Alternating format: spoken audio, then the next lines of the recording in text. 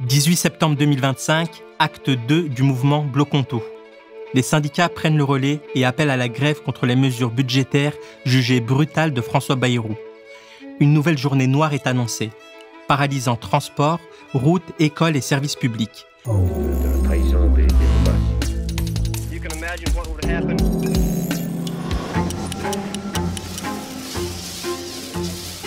Dès 4 heures du matin, des agents de la RATP ont bloqué le dépôt de bus de la rue de Lagny dans le 20e arrondissement de Paris.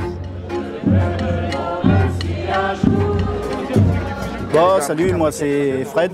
On est réunis ce 18 septembre pour dénoncer un peu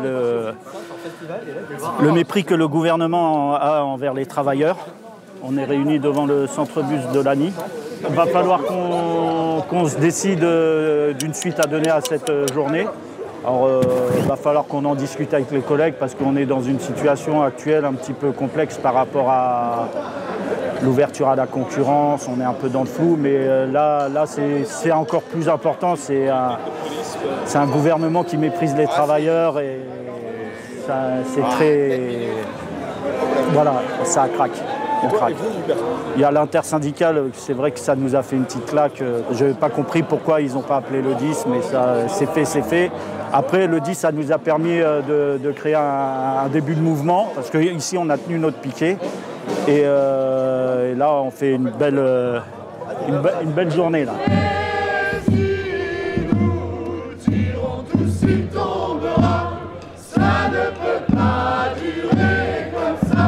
Un groupe de manifestants venus soutenir les grévistes de la RATP a subi les charges des forces de l'ordre. Lève-toi, putain, lève-toi. J'ai écrit un coup dans la tête. Lève-toi. J'ai écrit un coup dans la tête. Lève-toi. Mais je suis blessé, putain. Lève-toi, je te dis. Un coup dans la tête. Dégage. T'as un coup dans la tête. Dégage. Tu dégages de là. Allez, lève. Un coup dans la tête. Tu dégages. Putain, Mehdi. Tu sors. Mehdi. Tu sors de là. Mehdi. Allez, dégage. On est battu. Mehdi.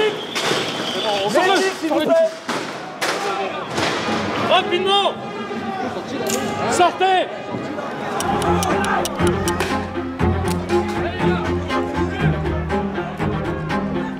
Au fil de la journée, les étudiantes et étudiants se sont joints au mouvement.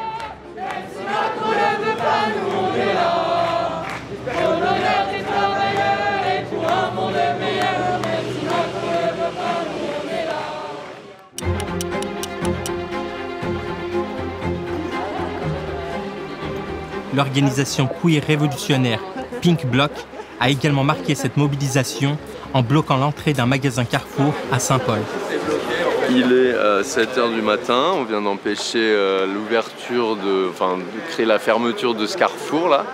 On est issu d'une assemblée générale queer, TPGI, et on a décidé de faire cette action ce matin parce que Carrefour est un des soutiens du génocide à Gaza.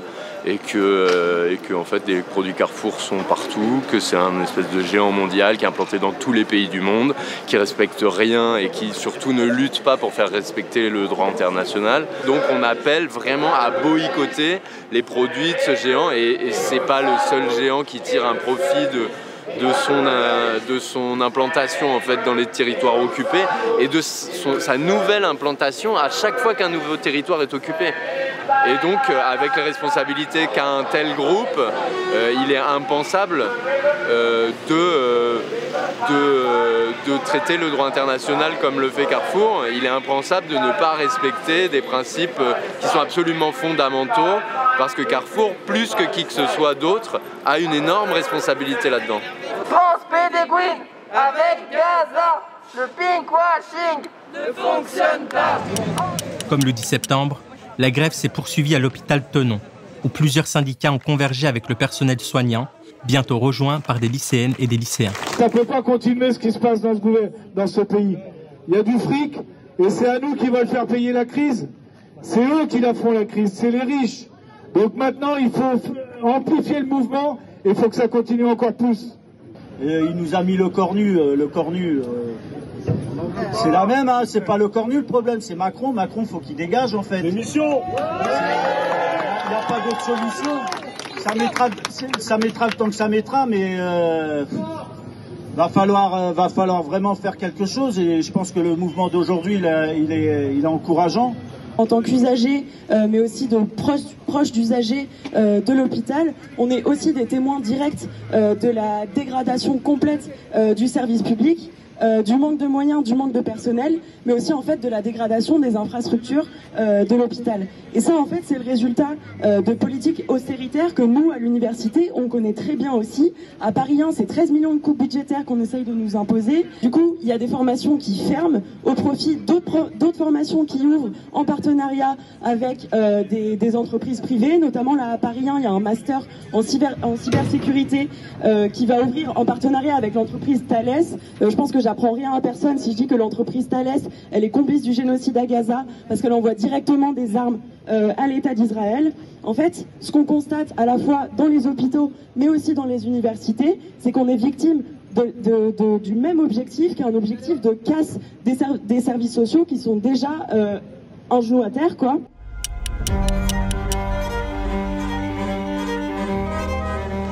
À Bercy, les syndicalistes Sudrail ont mené une action éclair en envahissant le parvis du ministère de l'économie et des finances.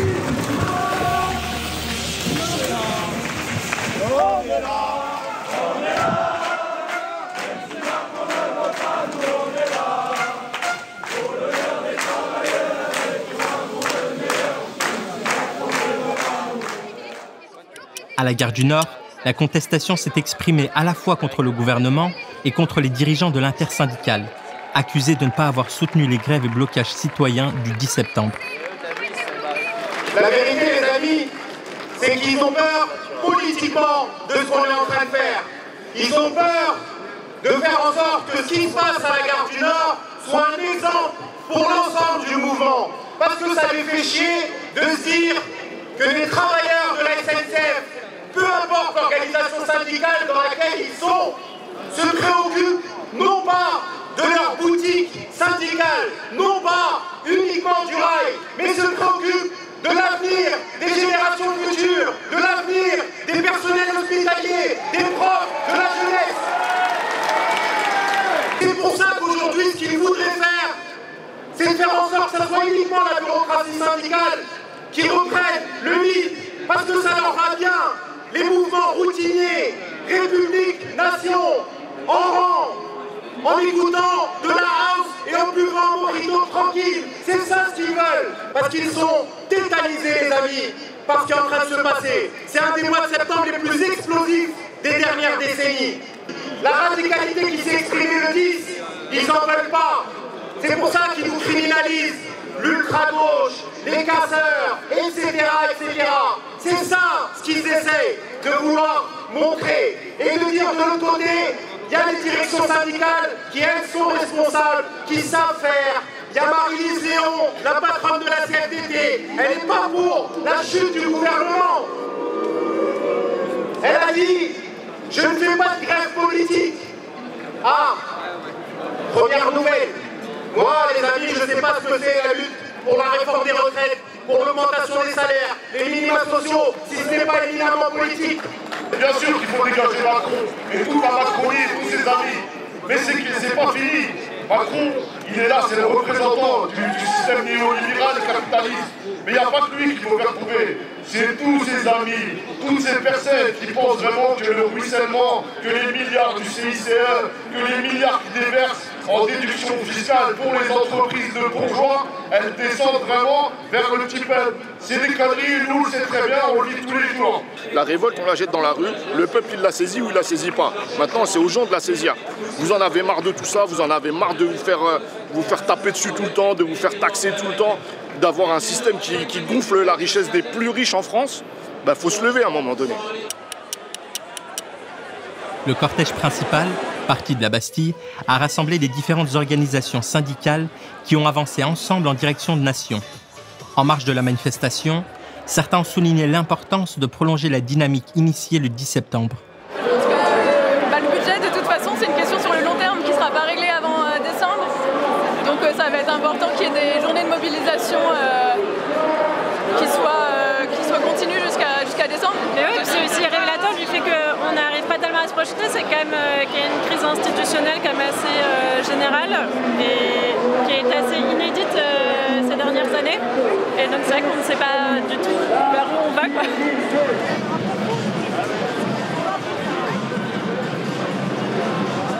On a traversé la crise Covid, on a subi des plans d'économie et des restructurations parce que, comme d'habitude, on a un gouvernement qui ne tient pas ses engagements et à chaque fois on nous demande de nous sacrifier.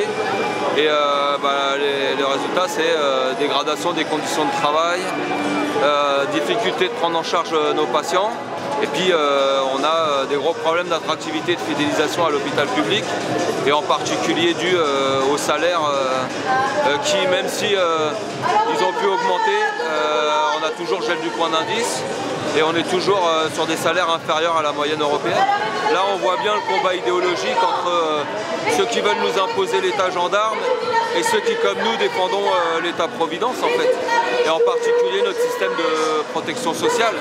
On sent une résignation, une colère, c'est un peu un mélange de tout. Et notre crainte, c'est, moi je ne vous le cache pas, d'arriver en 2027 avec des idées extrêmes, en particulier de l'extrême droite, et ça nous inquiète en fait.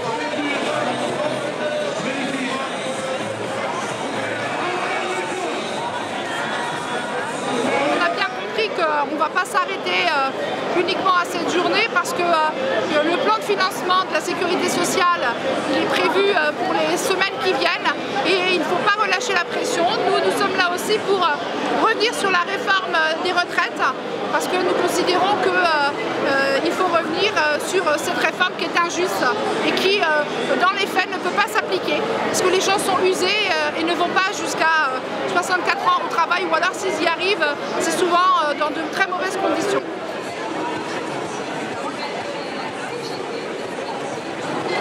On est tout à fait solidaires et surtout partisans de la stratégie d'aller allumer des foyers un peu partout en France pour arriver effectivement à une grève beaucoup plus massive dans tout le pays. Et nous on considère aujourd'hui que c'est bien par une grève radicale dans les boîtes, en prenant l'outil de production comme on l'a fait en 2023, qu'on a été remettre l'électricité gratuite dans les quartiers populaires, qu'on a coupé des bâtiments d'État.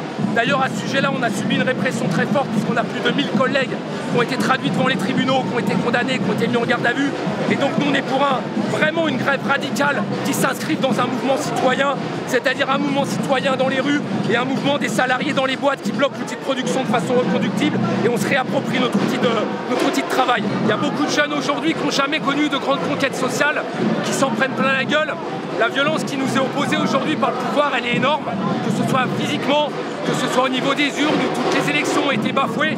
Donc c'est évidemment par la mobilisation populaire massive dans les boîtes et citoyennes qu'on va réussir à les stopper et surtout aller à la reconquête sociale, c'est vraiment ce qu'il y a de plus important.